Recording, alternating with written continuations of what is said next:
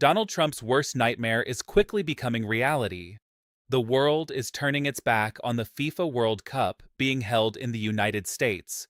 Reports are surfacing from the Financial Times, from across the tourism industry, and from other highly credible sources that the wave of international visitors everyone anticipated simply is not showing up. People do not want to travel to the United States to watch FIFA. What we are seeing instead is a cascade of cancellations on pre-booked hotel rooms, unexpected vacancies in host cities, and a growing chorus of voices around the world saying, "Boycott the World Cup." The reasons keep piling up. Donald Trump is being called a war criminal. Costs in the United States have become prohibitive for international travelers. Inflation is surging, and everyday life there is increasingly unaffordable. Then there is the fear factor. Trump keeps talking about ICE and Border Patrol operating like a secret police force, patrolling World Cup venues, ready to intimidate, detain, and remove people. He keeps making noise about attacking one country after another. And perhaps most alarmingly, he made what many interpreted as a direct threat against the Iranian national football team, essentially telling them that if they come to the United States, they should think carefully about what might happen to them. Iran's response was blunt: "We will play in Canada, we will play in Mexico, but we are not setting foot on American soil." International op-eds are now calling this a historic moment. Hit Trump where it hurts. If he is going to treat the rest of the world this way, the World Cup is the lever to pull. And it is not just the World Cup where the consequences are landing. Saudi Arabia figured out exactly where else to apply pressure. Golf.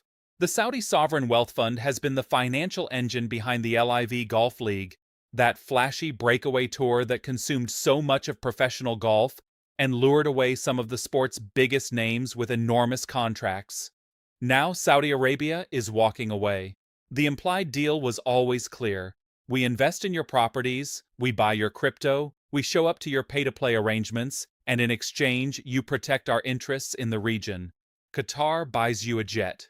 Everyone chips in. Everyone benefits.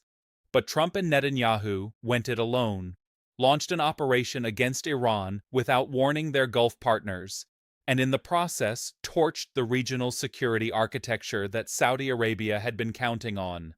So the Crown Prince MBS is pulling back, the money is drying up, and the golfers who burned their bridges with the PGA Tour to sign LEV contracts are now left staring at a very short list of options. Let's walk through what the facts actually look like on the ground. The headline from the Daily Beast earlier said it all. Panic hotels slash rates. U.S. hotels are cutting room prices for World Cup dates because demand has cratered, a shortfall that industry executives are attributing directly to a surge in anti-American sentiment sweeping the globe. The article, credited to Isabel Ben, noted that the industry had been counting on the FIFA World Cup to reverse last year's travel slump to the United States. FIFA had projected that millions of international visitors would deliver a $30.5 billion economic boost. That number is not materializing. FIFA has begun canceling tens of thousands of reserved rooms across host cities. 11 U.S. cities are scheduled to host matches between June 11th and July 19th. Leor Seckler, Chief Commercial Officer at HRI Hospitality, told the Financial Times the Trump administration bears significant responsibility for the slump, pointing to both the Iran war and the aggressive immigration crackdown as primary drivers of declining international interest. Reports have also emerged that FIFA may ask Trump to suspend ICE enforcement operations in and around World Cup venues during the tournament. Aaron Ryan, Director of Industry Studies at Tourism Economics, agreed that pre-existing anti-U.S. sentiment during the second Trump term has been made dramatically worse by the Iran conflict. Scott Yezder, founder of Philadelphia-based hospitality management company Bespoke Stay, said plainly, "Rates are getting slashed and panic is setting in." FIFA declined to comment when contacted by the Daily Beast. This is the same FIFA that handed Trump a peace prize not long before he launched military operations across the Middle East, a moment that has aged about as well as you would expect. Back on March 22, 2026, Trump posted that ICE would be deploying to airports to work alongside TSA agents, framing it in his usual terms as a public safety measure. The message that sent to international travelers planning to attend the World Cup was unmistakable. You may arrive in America and not leave the way you planned. And Trump's remarks about the Iranian national football team made things even more explicit. He posted that while Iran's team was technically welcome to participate, he did not think it was appropriate for them to attend for, quote, their own life and safety. That is a sitting head of state suggesting that visiting athletes may be in physical danger on American soil.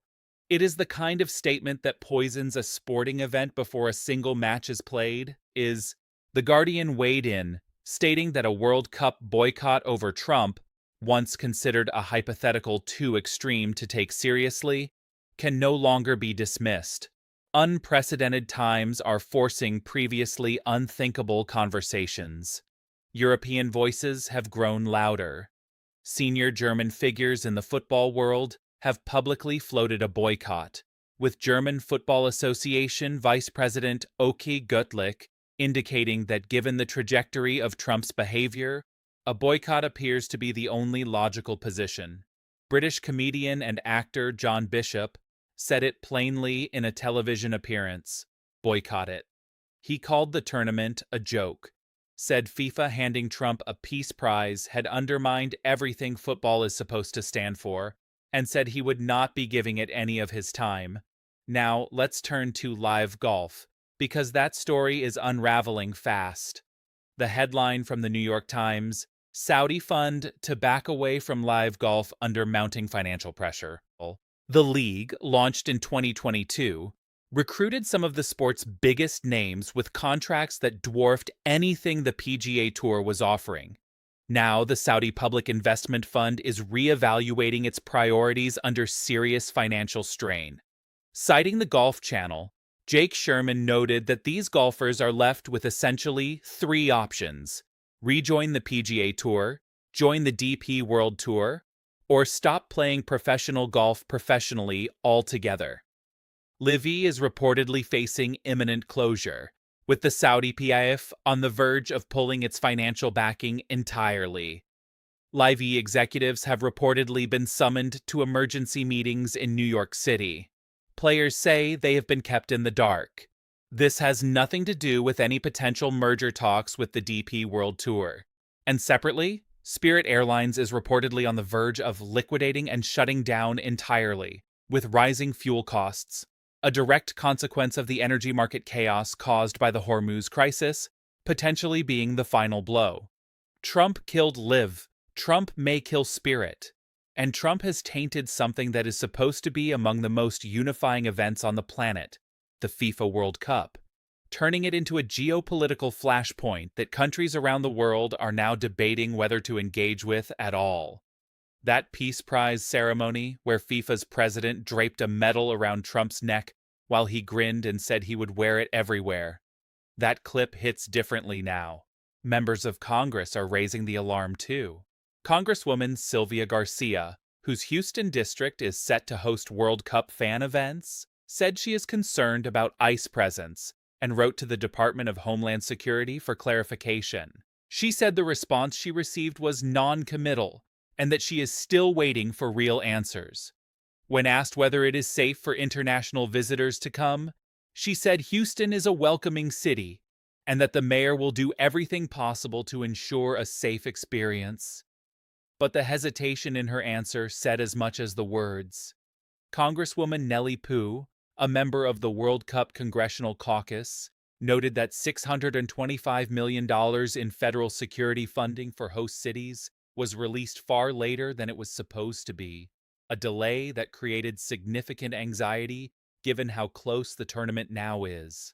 She also made clear that her top concern is ensuring ICE stays away from World Cup venues and does not create chaos for fans, players, staff, or residents. She said she wants every person attending these games to feel safe and free from fear. Whether that assurance is enough to convince an increasingly skeptical international audience to book those flights and show up, that is the question no one in Washington has a convincing answer to right now.